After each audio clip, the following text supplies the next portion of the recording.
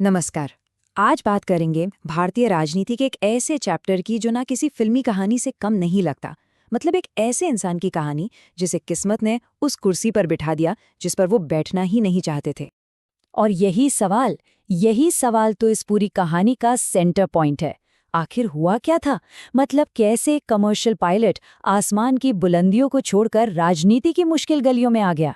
चलिए इसी पहेली को सुलझाने की कोशिश करते हैं। तो इस कहानी की शुरुआत होती है एक ऐसे हादसे से जिसने सिर्फ एक परिवार को ही नहीं बल्कि पूरे देश के भविष्य की स्क्रिप्ट ही हमेशा के लिए बदल कर रख दी। तारीख थी 23 जून 1980। इंडियन हिस्ट्री में ये तारीख एक बहुत ही दुखद दिन के तौर पर दर्ज है। जानते हैं क्यों?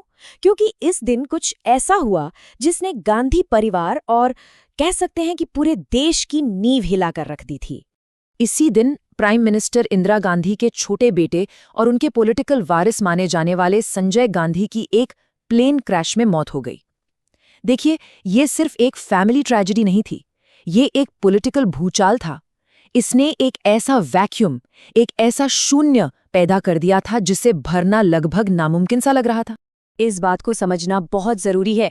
संजय गांधी सिर्फ एक लीडर नहीं थे, उन्हें अपनी मां के बाद देश का अगला प्राइम मिनिस्टर तक माना जा रहा था। और उनकी अचानक मौत का मतलब था कि सत्ता का जो वारिस था वो अचानक सीन से गायब हो गया। तो अब कहानी में एंट्री होती है उस शख्स की जो इस पूरी पॉलिटिकल उथल-पुथल से मीलों दूर अपनी ही एक अलग दुनिया में खुश था। और ये बात बहुत इंपॉर्टेंट है, जहां पूरा परिवार पॉलिटिक्स के सेंटर में था, वहीं राजीव गांधी ने जानबूझकर अपनी मर्जी से खुद को इससे एकदम अलग रखा हुआ था।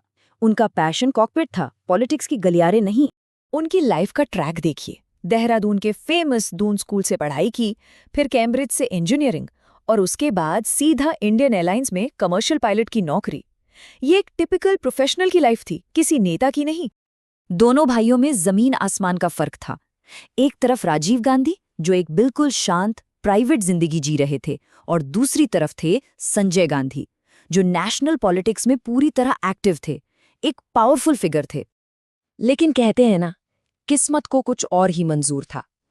एक फैमिली ट्रेजेडी ने उन्हें एक ऐसे मोड़ पर लाकर खड़ा कर दिया, एक ऐसे रास्ते पे जिसे उन्होंने कभी अपने लिए चुना ही नहीं था। अपने बेटे संजय को खोने के बाद इंदिरा गांधी को एक ऐसे साथी की जरूरत थी जिस पर वो बिना सोचे भरोसा कर सकें। फैमिली और पॉलिटिकल प्रेशर इतना बढ़ा कि राजीव गांधी को अपनी मां को सपोर्ट करने के लिए आगे आना ही पड़ा। ये उनका कोई एम्बिशन नहीं था, ये एक बेटे का अपनी मां और शायद देश के प्रति फर्ज था। और एक बार जब उन्होंने हाँ कर दी तो पॉलिटिक्स में उनकी एंट्री एकदम रॉकेट स्पीड से हुई। पहले उन्हें पार्टी में लाया गया और फिर कुछ ही हफ्तों के अंदर जून 1981 में अमेठी से लोकसभा का बाय इलेक्शन जीता, और उसी महीने यूथ कांग्रेस की नेशनल एग्जीक्यूटिव के मेंबर भी बन गए। सिर्फ 12 महीने। सोचिए जरा, अपने भाई की मौत के ठीक 1 साल के अंदर एक कमर्शियल पायलट भारत का मेंबर ऑफ पार्लियामेंट बन चुका था। ये दिखाता है कि उनकी जिंदगी में बदलाव कितनी तेजी से आया।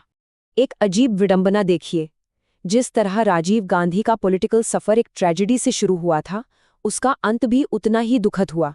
तारीख थी 31 मई 1991। इतिहास के पन्नों में एक और दुखद तारीख जिसने एक बार फिर पूरे देश को हिलाकर रख दिया। अपने पॉलिटिकल करियर के दौरान ही तमिलनाडु के श्रीपेरम्बदूर में एक सुसाइड बॉम्बिंग में राजीव गांधी की हत्या कर दी गई।